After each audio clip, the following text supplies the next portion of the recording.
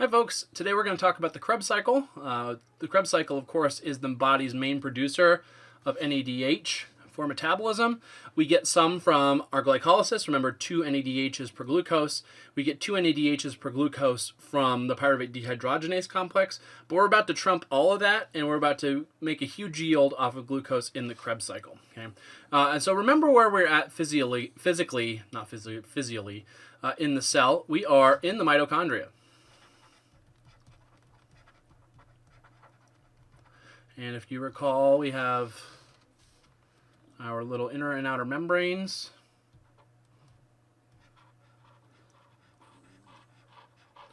With these cristae in them. And we have the cytoplasm out here, the inner membrane space, and then the matrix. And the Krebs cycle is all happening in the matrix. And what we just talked about with the pyruvate dehydrogenase complex was pyruvate being brought into the mitochondrion and made into acetyl-CoA. So we have our pyruvate translocase. Remember that brings pyruvate from the IMS into the matrix, and it uses protons to pump it. It's a co-transporter from the inner membrane space. And remember that the inner membrane space has lots of H pluses. It collects them, and we'll see how that happens as we get into electron transport, but there's lots of H pluses out there already, and so we're using that gradient to pump pyruvate in regardless, because it's our fuel source. You know, just like at a gas station, you have to use the pump to get it out of the ground tanks. Even if you have a full tank of gas, you can still pump into it, right? The same idea here is even if you have pyruvate in the mitochondria, we still want to be pumping it in so that we have enough to fuel it, right? So where we're at, what we are going to be doing with this thing is a couple different processes. Okay, the one we just talked about is the pyruvate dehydrogenase complex. The pyruvate dehydrogenase complex, remember, makes an NAD into an NADH. And remember, we have 2 pyruvates per glucose, so this is why we're getting 2 NADH per glucose. And we decarboxylate pyruvate, but we also stick a CoA on to make acetyl-CoA. And acetyl-CoA is one of our 2 reagents that we need to start the Krebs cycle. Okay, and in order to make the Krebs cycle actually work, what we're going to need to do is this other reaction to generate the other starting material. Okay, we've actually already learned this reaction. It's part of gluconeogenesis. It's the first enzyme. Do you remember what it is? That's right. It's pyruvate carboxylase. And remember that that's happening inside the mitochondria. And if you recall what's going on with pyruvate carboxylase, is it takes ATP and bicarbonate, and it uses biotin to attach a carboxyl group. It's a carboxylase. Oops. Yeah, so it burns ATP to do that. But it ends up making this molecule called OAA.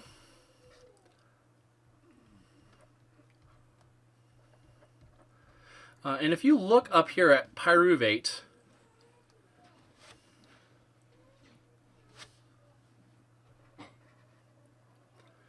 this is the old pyruvate.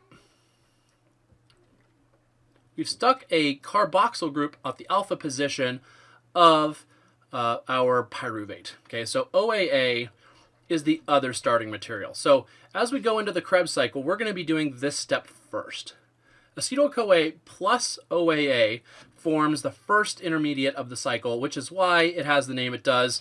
This is called Krebs cycle after the guy who invented it, or not invented it, I guess that was never invented, but discovered it. It's also called the tricarboxylic acid cycle.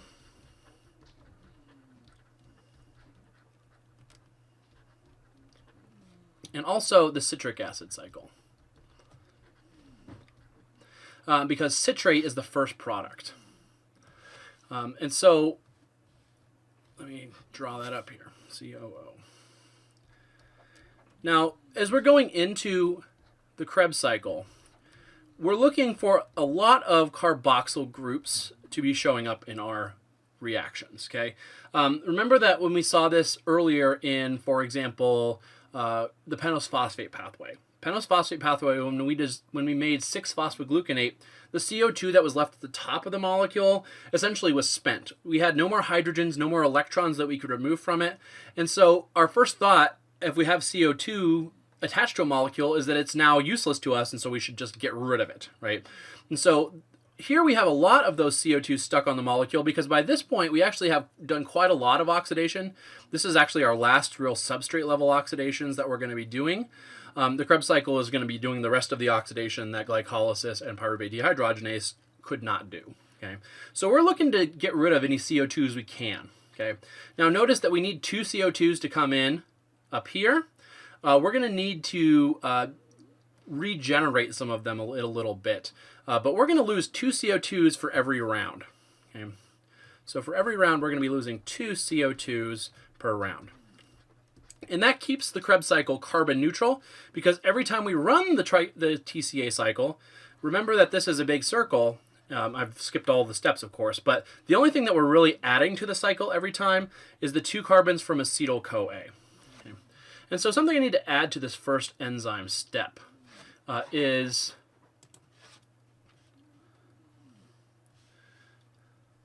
this.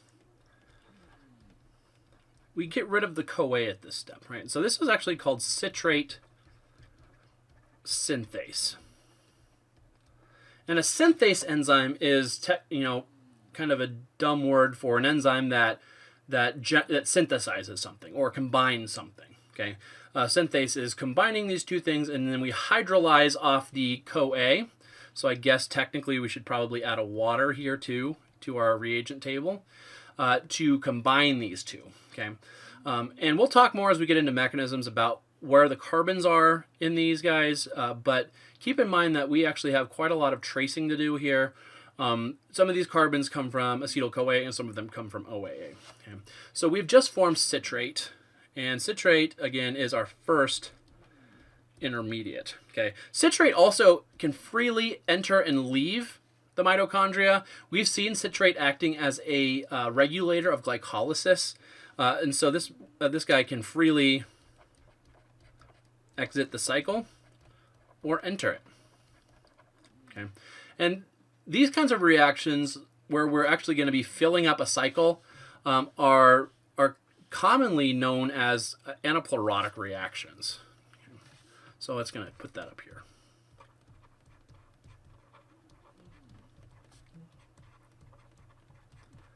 Anaplerotic means cycle filling. So sometimes the Krebs cycle won't always have an intermediate. We can fill it from a bunch of other sources. One of the anaplerotic reactions that we see here is pyruvate carboxylase. If we don't have OAA, we can make it from scratch from pyruvate carboxylase. We can fill in citrate if we don't have it from the cytoplasm, right? We can fill in the cycle using another reaction, okay? So this is kind of a really important idea, and actually it's kind of the baseline of what the Krebs cycle is. The Krebs cycle is thought to have been originally an amino acid biosynthesis pathway.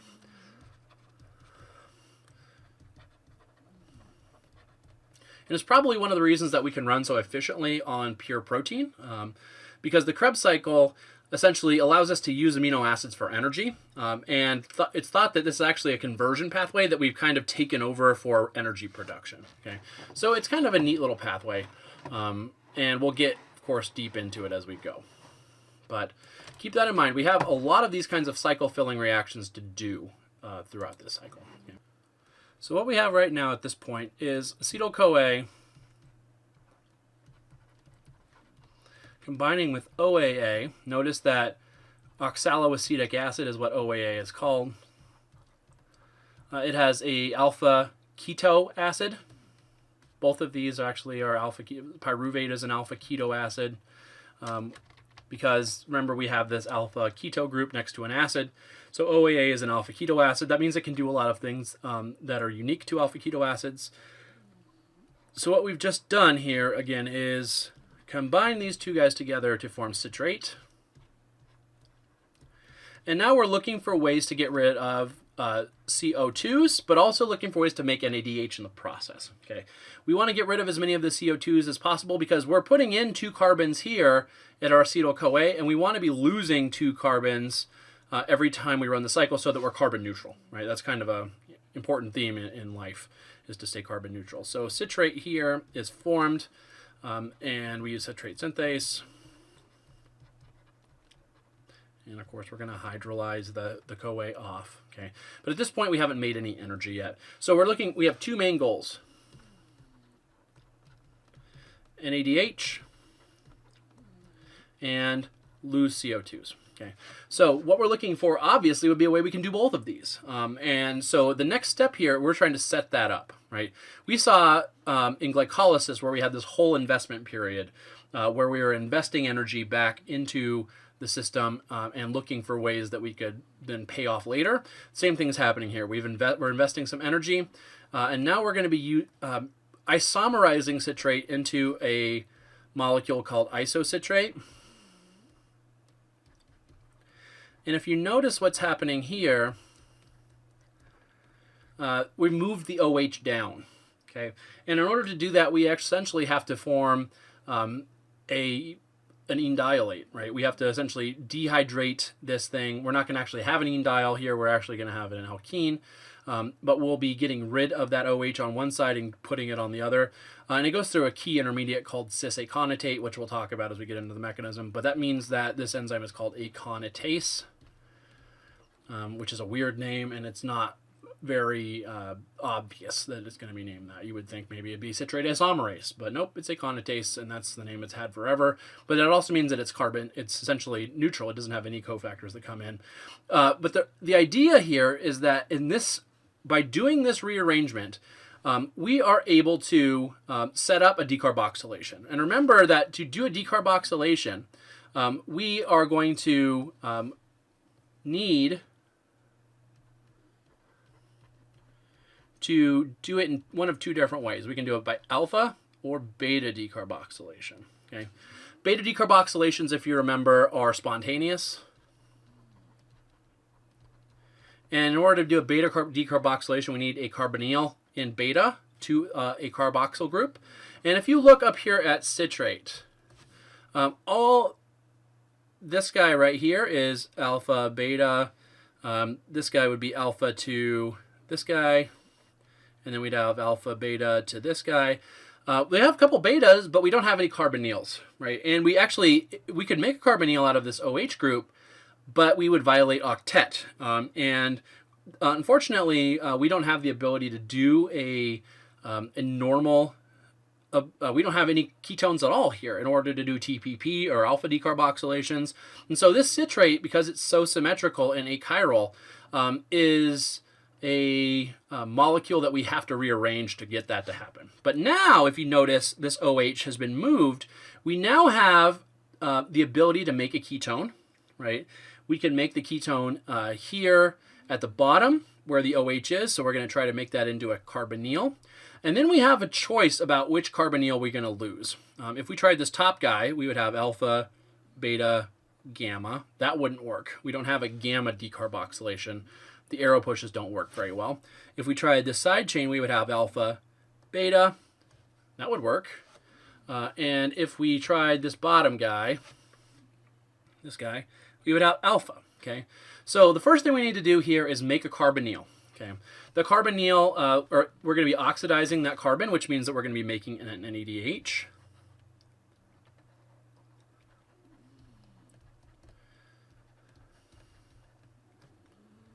Okay. And so the idea here is that we would make a molecule like this for an instant.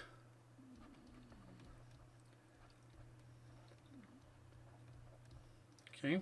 We would be making that NADH, so if this is going to be a dehydrogenase. Okay. It's going to be isocitrate dehydrogenase, because that's the thing it's dehydrogenating. But because we have alpha beta on this side chain, that's the spontaneous version. This enzyme does not have TPP, so it can't do alpha. And so what we're going to see is this CO2 is going to be lost at this step. So we're going to be losing the side chain looking CO2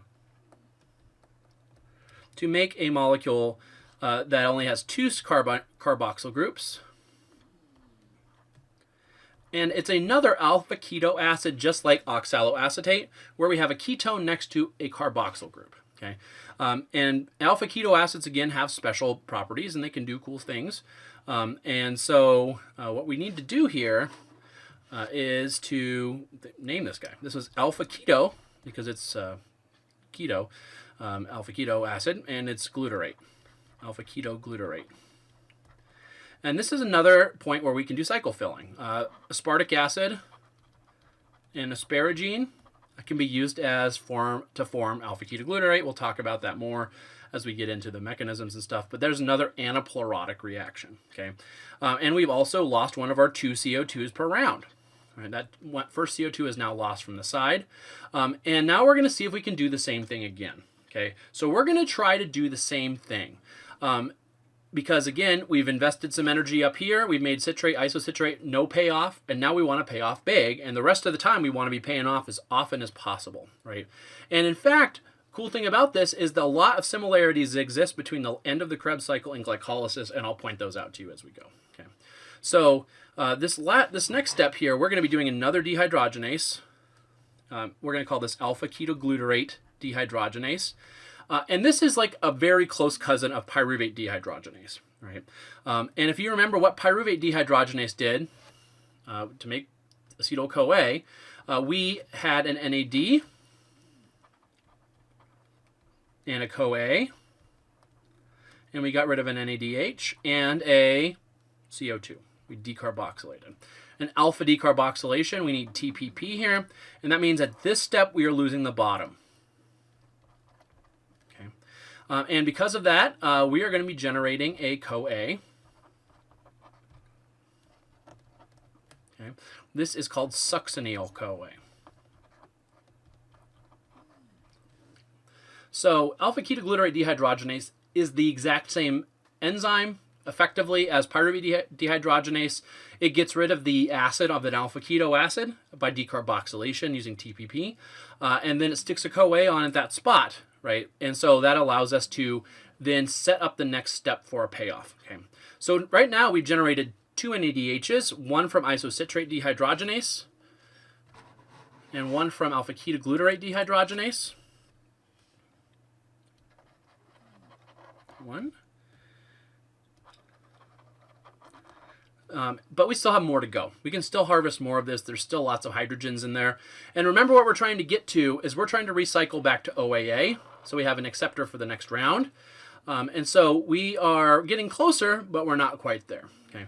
So what we're going to do at this bottom step here is we're going to do a substrate level phosphorylation. Succinyl-CoA is actually a relatively high energy molecule. And in this case, we're going to be using a GDP and PI, and we're going to be making a GTP, so there's a substrate level phosphorylation, and we're going to be losing our CoA. So this is going to be a magnesium. This is a succinate or succinyl-CoA synthetase. And a synthetase versus a synthase is an important distinction, just like phosphorylase and phosphatase was earlier, right? A synthase puts things together without using any ATP. A synthetase uses an ATP or GTP or some sort of a nucleotide triphosphate to stitch molecules together. Okay, so we're going to be making a succinate molecule here. And succinate is another achiral molecule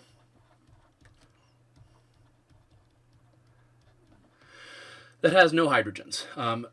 And so kind of an important molecule, because the next step in the cycle is a step that is very, very important has really important ramifications for this cycle in general.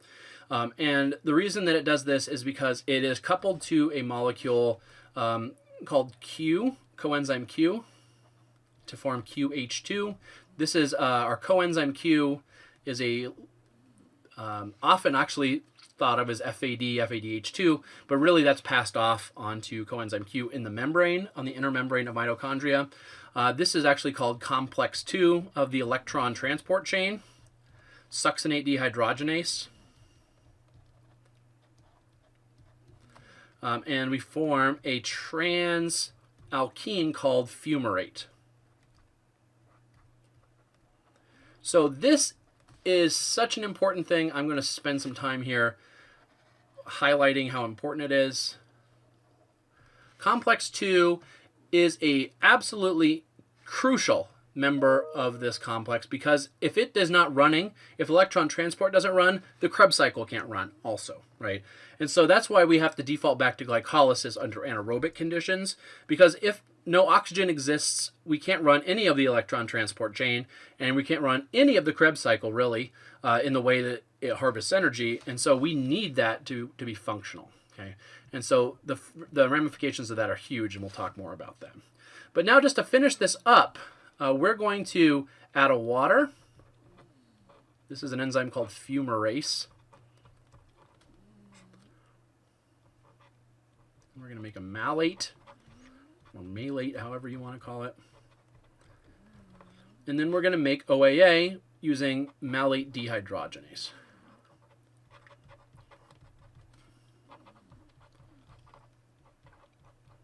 Okay. So we have these guys. Malate dehydrogenase makes a third NADH.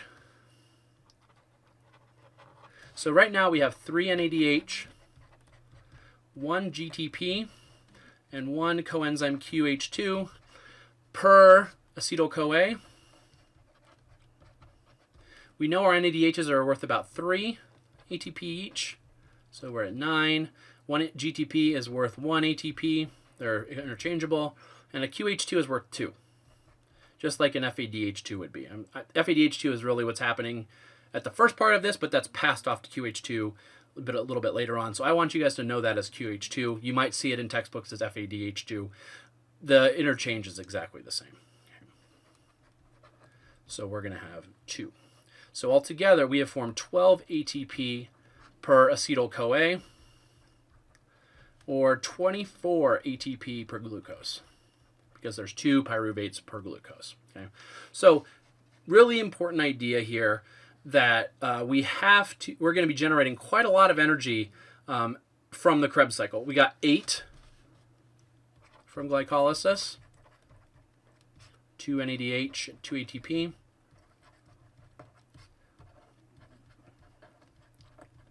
From pyruvate dehydrogenase complex, we get 2 NADH, which is 6 ATP. And so altogether, with pyruvate dehydrogenase, Krebs, and glycolysis, our yield is 38 ATP theoretical per glucose. And that is the gold standard number for metabolism. A glucose can generate a maximum of 38 ATP. And we're going to talk about why that's not the real number as we get into electron transport, but that's the maximum theoretical yield a glucose can get out of our metabolism the way that it's structured here. Okay. So on the next video, we're going to talk a little bit more about the mechanisms of this. We're going to talk a little bit about the ins and outs of different kinds of ways to run this, more anaplerotic reactions. For example, another anaplerotic reaction is that aspartic acid. Ah, no. And asparagine come in here. I think I made a boo-boo here. This is glutamic acid. I'm going to erase that. That's bad news. The way you can remember that is that ketoglutarate is where you get your glutamate to come in. Okay. So let me get that fixed. I'm sorry about that. So glutamate and glutamine come in at ketoglutarate, and aspartic acid and asparagine come in at our OAA.